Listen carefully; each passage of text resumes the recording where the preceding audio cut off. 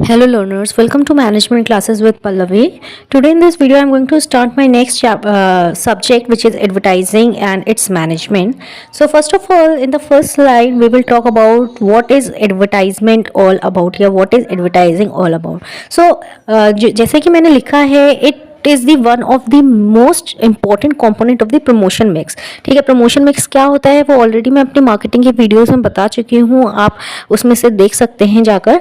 तो promotion mix का एक एलिमेंट होता है एडवर्टाइजिंग। ठीक है, प्रमोशन से आप मतलब समझ लो ना, अपने आप प्रोडक्ट या सर्विस की जब आप प्रमोट करते हो तो उसके लिए एक कंपोनेंट आप यूज़ करते हो, that is known as advertising. अब एडवर्टाइजिंग क्या होता है? ये जो एडवर्टाइजिंग होता है ये पेड फॉर्म होती है, यानी कि एडवर्टाइजिंग अगर आपको करानी है किसी प्रोडक्ट या सर्विस की तो आपको पे करना पड़ेगा कुछ अमाउंट उस कंपनी को, या जिससे आप एडवर्टाइजमेंट कराना चाह रहे हो उसको पे करना पड़ेगा।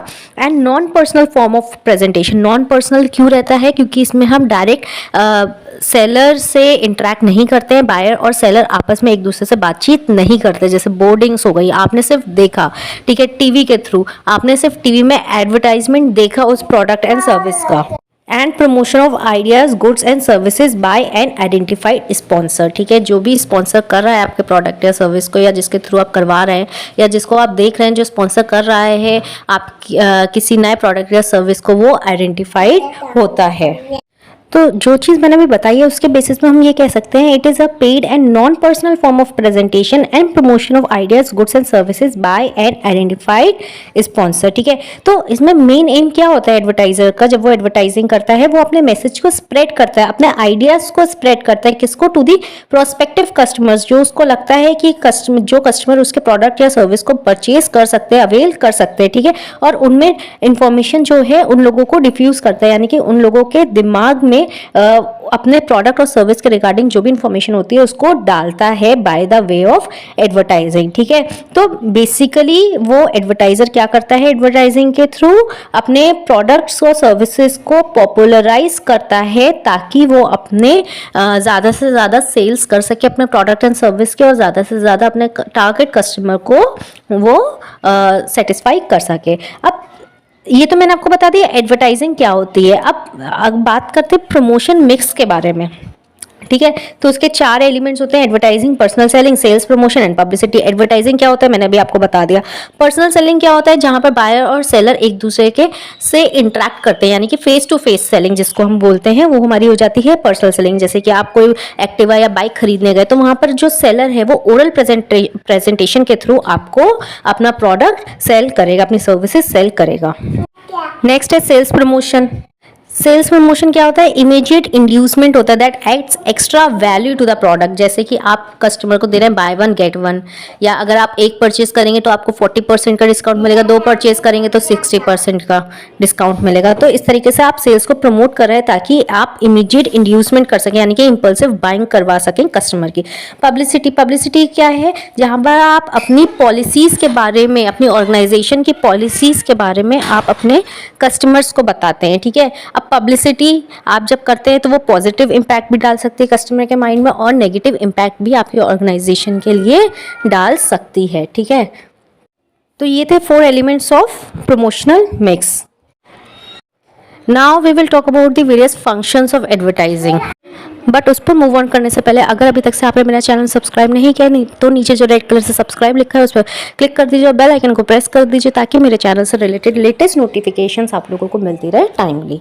अब बात करते हैं फंक्शंस ऑफ एडवर्टाइजिंग।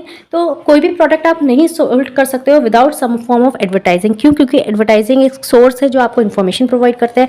एडवर्टाइजिंग एक सोर्स है जो आपको इम्पल्सिव बाइंग करने में हेल्प करता है। एडवर्टाइजिंग एक सोर्स है जो आपको प्रोडक्ट्स एंड सर्विसेज की इन्फॉर्मेशन प्रोवाइड करता है और जो आपको अवेयर कराता है about the products and services. ठीक है, तो it creates the demand.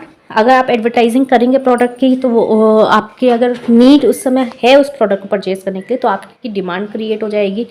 Promotes marketing system को और ज़्यादा प्रमोट करता है, इन्हेंस करता है। Image build for the organisation, जैसे कि मैंने आपको बताया था पब्लिसिटी एक कॉम्पोनेंट होता है।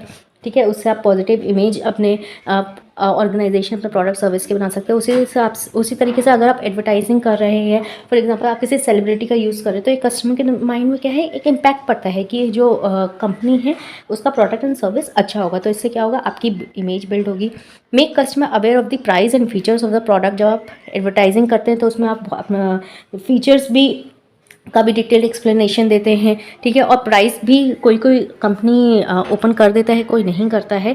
Brings awareness in the masses, public में अवेयरनेस क्रिएट करता है। अब जैसे कि फॉर एग्जांपल लेडीज़ के सैनिटरी नैपकिन्स थे, पहले के टाइम में कोई इसके बारे में बात नहीं करना चाहता था, लेकिन आज के टाइम में because of advertising, because of marketing, इसके लिए इतनी ज़्यादा अवेयरनेस क्रिएट हो चुकी है पब्लिक के माइंड में, ठीक है। नेक्स्ट है, it helps in expanding the market को और ज़्यादा एक्सपेंड करता है। डिमांड क्रिएट होगी, आपकी information regarding product and service masses तक जाएगी, तो वो आपके प्रोडक्ट को परचेज करेंगे। तो इस तरीके से क्या है, आपके टारगेट कस्टमर्स बढ़ जाएंगे और आपका मार्केट एक्सपेंड हो जाएगा। It helps the middle man to easily sell the product. Middle man जो रिटेलर्स एंड होलसेलर्स होते हैं उनको थोड़ी आसानी हो जाती है, क्योंकि कस्टमर ऑलरेडी अवेयर होता है प्रोडक्ट एंड सर्विस के बारे में, शॉप पर जाता है और उसके बारे में बताता है और ईजिली मिडिल मैन उसको वो प्रोडक्ट दे देता है। It brings customer and seller together. आप अगर किसी कंपनी का प्रोडक्ट यूज़ करें, फॉर एग्जाम्पल आप PNG का या फिर हिंदुस्तान का आप प्रोडक्ट यूज़ कर रहे हैं, तो डायरेक्टली और इनडायरेक्टली, इसको मैं हालांकि इनडायरेक्टली कहूँगी, आप जो सेलर हैं, जो कंपनी है, उसके डायरेक्ट कांटेक्ट में आ जाते हैं, सॉरी इनडायरेक्ट कांटेक्ट में आ जाते हैं। So that's all about today. I hope आपको वीडियो समझ में आई है। समझ में आए तो प्लीज़ इसे लाइक करें, शेयर करें, कमेंट करें, कोई भी query, and don't forget to subscribe my channel. Thank you so much.